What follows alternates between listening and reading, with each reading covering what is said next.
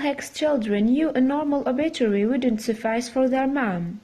So, when the matriarch passed away at the age of 81, they ditched the idea of a somber goodbye. Instead, they wrote an obituary that was equal parts brash, bold, funny and heart-wrenching. And they weren't the only ones who appreciated her non-traditional send-off. The internet loved it too. Clearly, Sybil had a sense of humor, but her 5 children and husband, Ron, would remember her for much more than that. For one thing, she had devoted her life to helping others. Professionally, she had worked as a nurse and had also helped Ron run a school bus company. In her spare time, she had taught sewing classes and had collected bottles to raise money for charity. However, Sybil had been diagnosed with Alzheimer's several years prior to her passing, and according to the CBC, it had been a long time since they could communicate with their mother as they once knew her. So that's precisely where her run of a kind obituary came in. Sybil's family wanted one last chance to have a real and really funny conversation with their mom. We will return Sybil's family's epic send-off later, but first let's learn a bit more about this remarkable woman. She collected her diploma with honors from Waterdown High School in Ontario, Canada, and strolled across the stage in glistening saddle shoes. But that wasn't the end of her time in academia.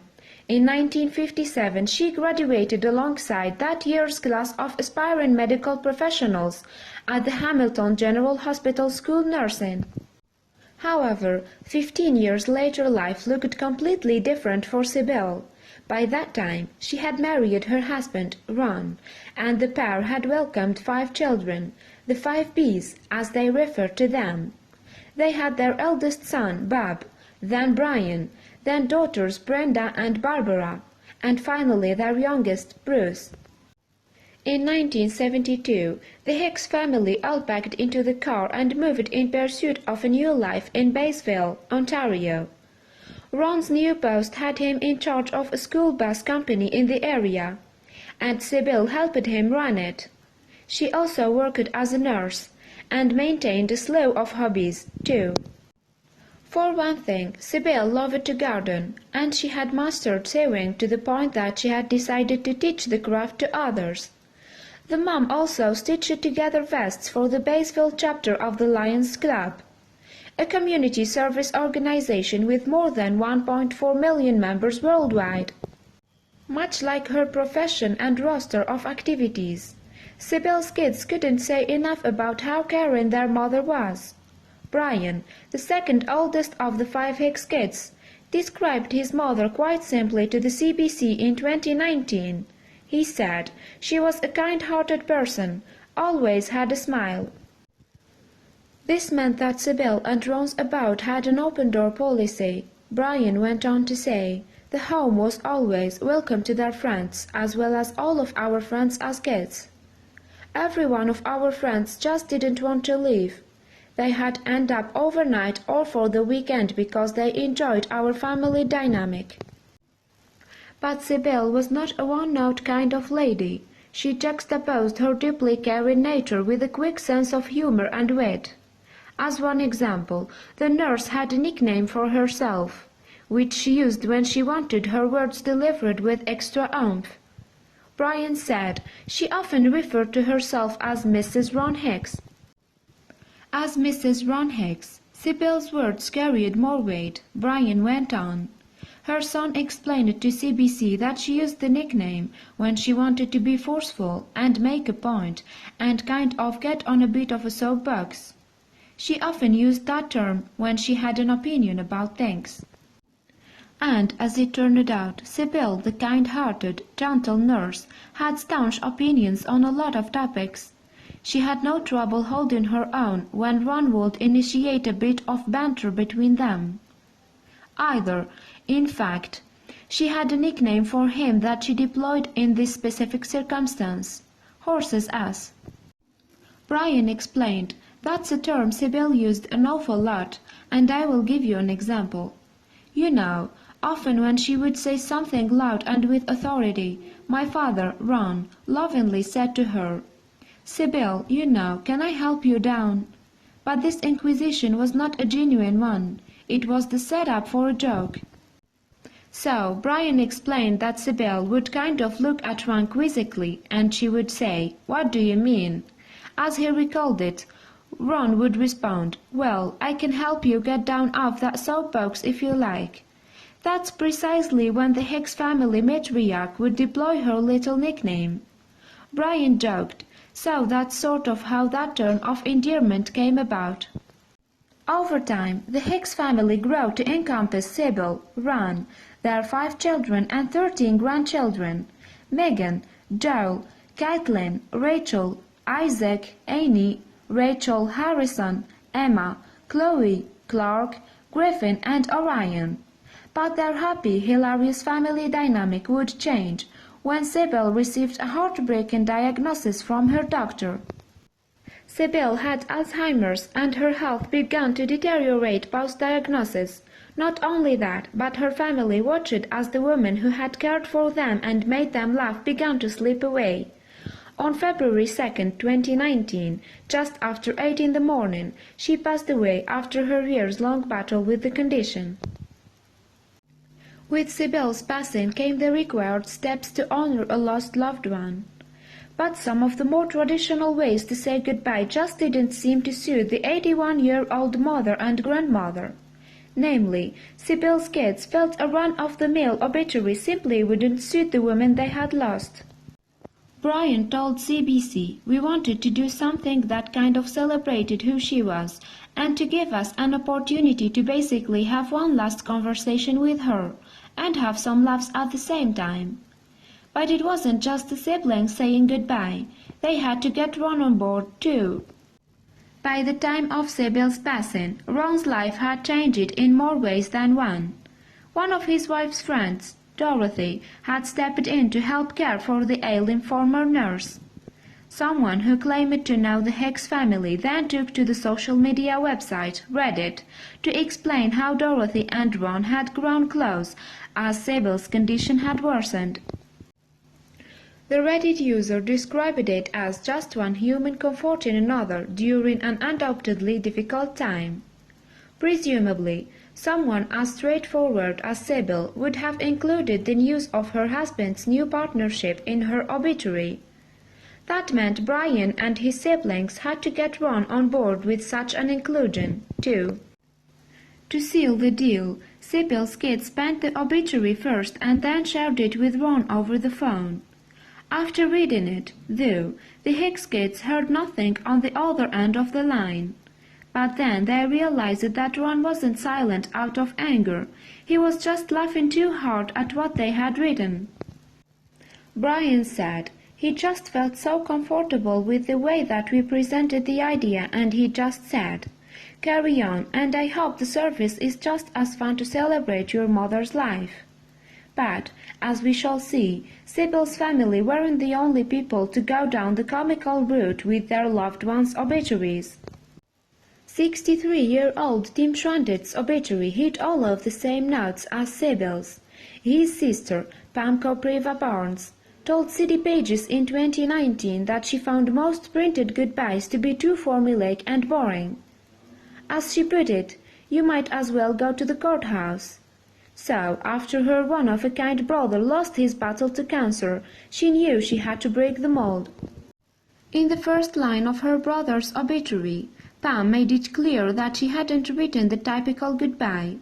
Instead, according to City Pages, she began, "Tim Schwandit, Leonard, made his last inappropriate comment on March 29, 2019.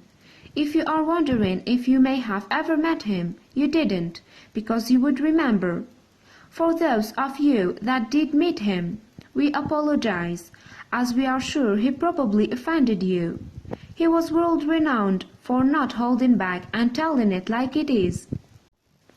Pam then backtracked to the beginning of her brother's life. Tim's June 11, 1955 birthday came 100 years too late. Pam continued, "Given Tim's demeanor, he would have been the perfect weathered cowboy in the Old West, or rough and tough pioneer, or maybe he just should have been Amish." Tim's affinity for his freedom proves to be a running theme in his obituary. Pam wrote that his fondness for his own authority followed him to South Weneshik High School in Kalmar and later into the army. This provided for many interesting episodes and stories, detentions and demotions, and a few run-ins with the law, not just locally but globally. Pam also noted that her brother left behind a hell of a lot of stuff that his family doesn't know what to do with. Apparently, she even offered up Tim's Virgin Mary in a bathroom shrine to interested obituary readers. His sister then spoke about his closest family members, including his two beloved sons and granddaughters who he had taught to cuss. Of course, Tim's family would miss his outspoken character, one that drew people to him. According to City Pages, Pam then explained, his family wanted to hang out near him, because you just knew he was going to say or do something good. It's not that he was such a great storyteller, it's that he was the story. Clearly, Tim's ability to tell a good tale appeared to run in the family. As soon as the obituary was published, news outlets picked it up, and it went viral across Facebook too. And the newspaper added that some readers even deemed it to be possibly the best obituary ever written. Meanwhile, Sybil Hicks' goodbye had the same effect on readers after its publication, and it quickly racked up thousands of shares on social media. And that's because her children, much like Tim Trundle's sister Pam, hadn't held back. Instead, they delivered their mother's goodbye as if she had written it herself, packed with her signature with. According to the Hamilton Spectator, Sybils' obituary began, "It hurts me to admit it, but I, Mrs. Ron Hicks from Bayesville, have passed away." Right off the bat, her kids started with one of their mother's signature statements. As we previously mentioned, she referred to herself as Mrs. Ron Hicks when she wanted to make an emphatic point. Next, the obituary described Sybils' passing. Also from her point of view, it continued, "I passed peacefully with my eldest daughter, Brenda, by my side. Soon enough, though, the town reverted back to Sybils' normal vibe." She narrated, "I leave behind my loving husband, Ron Hicks, whom I often affectionately refer to as a horse's ass." Next, Sybils' obituary covered the children whom she tolerated over the years, and it's no surprise that she describes each one in honest detail.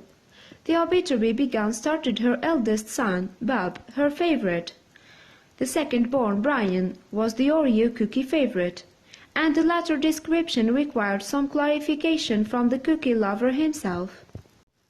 Brian explained it to CBC, "My sisters keep claiming that I took all of the Oreo cookies out of the bag and then pretended I never got one so my mother would buy me a bag just for myself.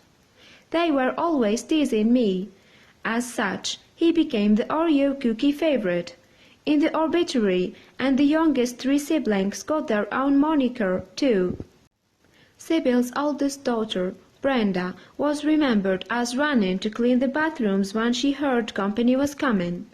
Next came Barbara, who the obituary described as the ever-Miss Perfect. Lastly, Sybil said goodbye to baby Bruce, who wouldn't eat homemade turkey soup because he didn't want to be alert looking for bones while he ate.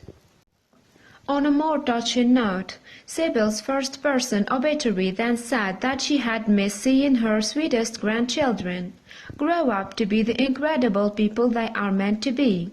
She then went on to recall the incredible life that had led her to becoming a grandmother, starting with the shiny bright saddle shoes that she had worn to her high school graduation. Sybil's obituary then touched on her nursing training and career, as well as her and Ron's bus company in Bayesville. It talked about her children, the 5 Bs, hopping into the car for the family's move up north. It even mentioned the matriarch's love of horticulture, sewing and the Lions Club. To close, Sybil's goodbye reverted back to her signature snark. In perhaps its most surprising moment, the obituary stated, I finally have the smoking hot body I have always wanted, having been cremated. On that note, the first-person narrator then invited everyone who knew her to come bid her farewell. The obituary said, "Please come say goodbye and celebrate my wonderful life with my husband and his special friend Dorothy, who is now lovingly taking care of my horse's ass." Then we discover who actually wrote Sybil's goodbye. The first-person narrator claimed, "It wasn't my husband, it wasn't my oldest, nor was it my youngest." For her final send-off, Sybil became heartfelt yet again. She said, "Thank you all for sharing my life with me." And with that, the Hicks children delivered an obituary that would go viral across the internet. One Twitter user summed it up perfectly, writing, "Sybil Mary Hicks passed away this week at the age of 81. And man did she go out swinging."